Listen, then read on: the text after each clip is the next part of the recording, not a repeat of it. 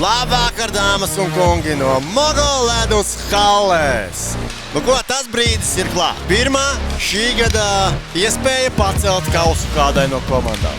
Jā, un šobrīd Urieks Pingvīni, kas ir mājnieki, ir iedzinējos ar 0-3 sērijā. Jā, nu viņiem ir jāpaveic liels vāroņu darbs. Pusfinālā to viņi ir izdarījuši, izslēdzot regulārās sezonas līderus. Tieši tā. Nu, tagad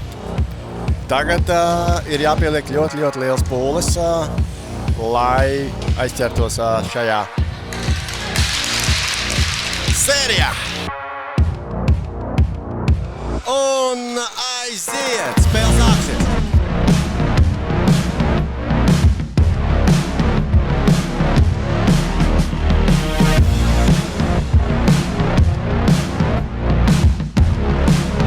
Un Vladislavs spēlēs vārtos, nospēlē lieliski, tvērot ripu, tvērā cimdā. Jā, ja mēs atskatāmies uz iepriekšējo sezonu un tie, kas seko Urieks Pingvīniem, tad zina, kad viņi iepriekšējā sezonā arī E7 divīzijā spēlēja finālā, kur 7. spēlē piedzīvoja zaudējumu pret Black Magic komandu Jelgavas Ledushalē. Šodien Urieks Pingvīniem ir visu vai neko. Savukārt Aizvolfiem tā ir fantastiski iespēja būt pirmajiem šajā sezonā, kur izcīna namē kausu. Skaidri, nu ko, Blume gūst vārdus.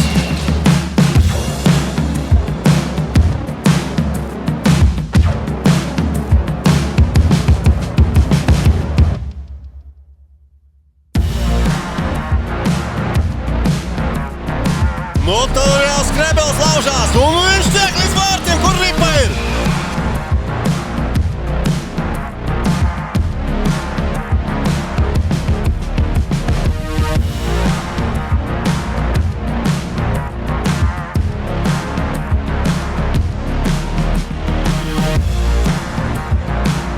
Jā, dāmas un kungi, pēdējās 4 sekundes skatāmies, vai izdosies uzvarēt iemetienu mājniekiem.